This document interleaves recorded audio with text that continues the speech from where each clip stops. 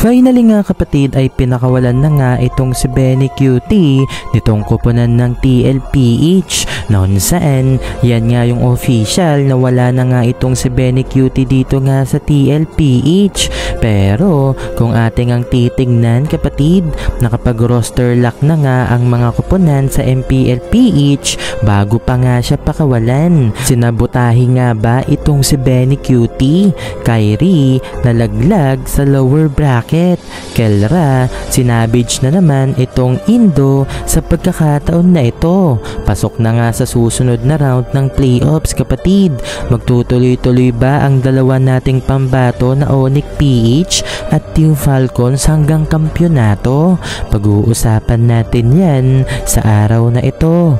Pero bago nga natin ito pag-usapan, huwag nyo kalimutang mag-subscribe at i-hit ang notification bell para mas maging updated ka pa sa mga future uploads natin. Ano pa bang hinihintay mo?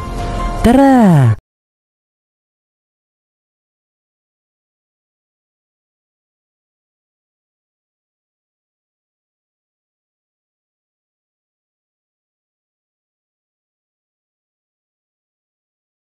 Ngayon nga kapatid ay usap-usapan itong pagpapaalam na nga ni Benny Cutie sa kuponan ng TLPH kung saan nga inalabas na nga nitong TLPH ang official video nitong ni Benny Cutie kapatid.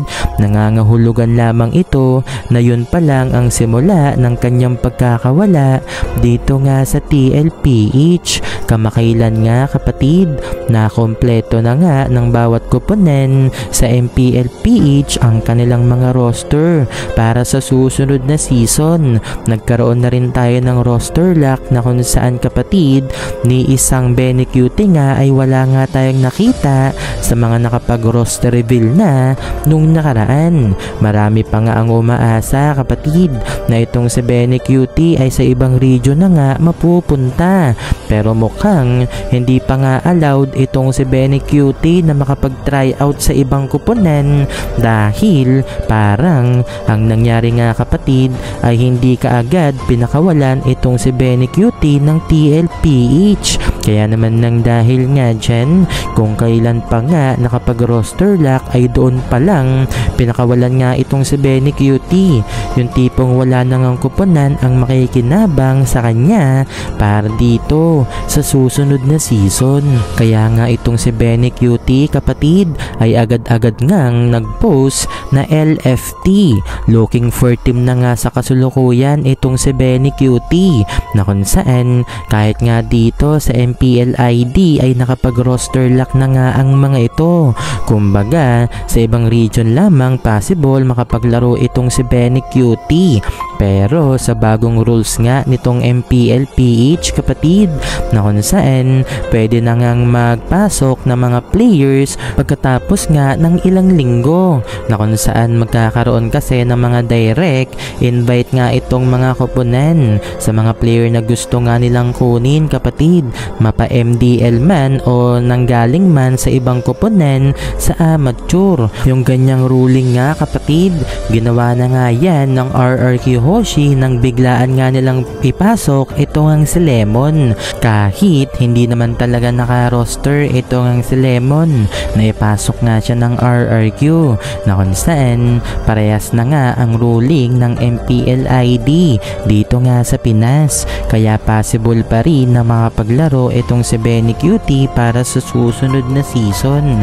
Pero sayang din kapatid, sana ay nakakapag-ensayo na nga itong si Benny Cutie sa bago niyang kuponan next season. Kung maagang ang in-announce ng TLPH na wala na nga siya sa kuponan na ito, free agent nga itong si Benny Cutie, pinakawalan sa kawalan itong si Benny Cutie dahil wala na munang makikinabang kay Benny Cutie.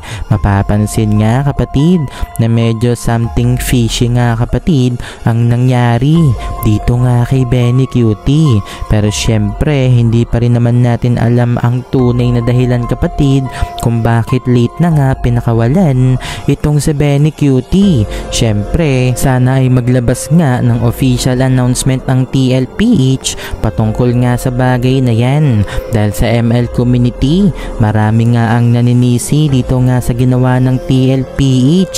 Dito yan kay Benny Cutie. Sa ngayon ay masaya nga itong si Benny Cutie dahil finally ay nakawala na nga siya dito sa TLPH. Pero sana kapatid ay muli nga silang magsama nitong ang Niyawi sa kupunan ng TNC Pro Team, na kung saan fit na fit nga ang galawan nitong ang Niyawi at Benny Cutie. At kung atin ding titingnan, sobrang lakas din talaga nitong ang ni Benny Cutie kapatid, lalo na't kung mabibigyan nga ito ng magandang kupunan para sa susunod na season. At sa kasulukuyan din kapatid, LFT nga ito. Malamang sa malamang yan ay pinag-aagawan na nga itong si Benny Cutie dahil pwede pa namang ipasok sa MPLPH etong ang si Benny Cutie pagkatapos ng ilang linggo ng MPLPH. Aabangan na lamang natin kapatid ang ipapakita nga ni Benny Cutie next season. Kung wala ngang magiging kuponan itong si Benny Cutie, mas mainam naman siguro na makapagpahinga nga siya at makapag-focus muna sa kanyang pamilya. Pero panandalian lamang yan dahil syempre kinakailangan din magtrabaho ni Benny Cutie lalo na't may pamilya na nga siya. Sa pagpapatuloy nga kapatid, ngayon din itong ang Onyx Indonesia ay tuluyan nang nalaglag dito nga sa lower bracket at malaki nga ang chance kapatid na tuluyang malaglag itong sila Kyrie dito nga sa ESL. Kung ganyan at ganyan lang din ang kanilang ang ipinapakita, tunay na nahihirapan na nga itong si Kyrie sa kanyang kupunan ngayon. Hindi kagaya noon at sobrang solid nga nitong nila Kyrie kapatid. Sa ngayon kasi ay nagpalit nga ang mga ito ng kanilang gold laner na bago pa lamang. Although may tira na rin kahit papaano, pero syempre kapos nga yan pagdating nga sa experience. At ito nga si Lutpi kapatid na hindi niya nga matumbasan ang lupit nga nitong ni Boots noong EXP laner pa yun ng Onyx Indonesia. Kaya naman nang dahil nga dyan kapatid, tunay na nahihirapan itong si Kyrie na buhati ng kanyang kupunan, na kung saan palagi na lamang si Kyrie ang magandang ipinapakita pero yung mga players ng Onyx Indo tila'y natapos na nga ang kanilang prime dito nga sa MLBB. Kaya naman nang dahil nga dyan kapatid, tunay na hirap nga itong si Kyrie na makapanalo dito nga sa mga international tournament ng MLBB. Pero syempre wag natin basta-bastahin ang Onyx ID. Baka dito pa nga yan sa lower bracket bumawi kapatid, at gapangin nga nila itong lower bracket dito nga yan sa ESL. Syempre ang Onyx PH din ay nakapasok na nga finally dito nga yan sa susunod na round ng playoffs. May second life pa itong Onyx PH kung sakaling matalo nga sila kapatid dito nga sa semifinals ng upper bracket ay mapupunta lamang sila dito nga sa lower bracket.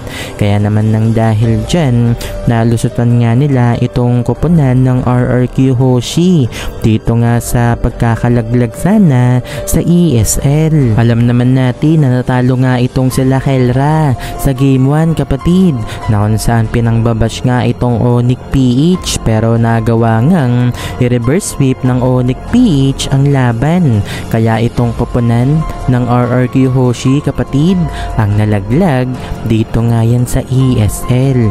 Ganyan din ang sasapiti nitong kupunan ng Aurora kung sakaling nakapasok nga ang mga ito. Pwede rin naman na malaso ng Aurora itong Onyx PH pag nagkataon kapatid. At kung sakaling nalaso ng Aurora ang Onyx PH, hindi natin alam kung magiging consistent ba sila kung sakaling aabot nga sila sa pinakasukdulan.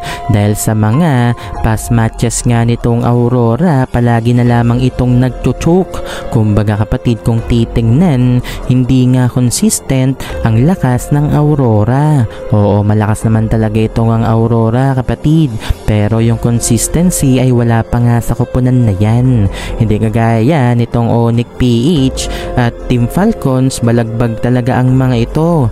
Natatalo man pero agad-agad ding nakakabawi.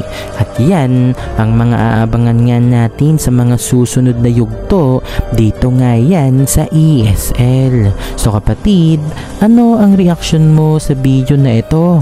I-comment mo sa baba. Maraming salamat.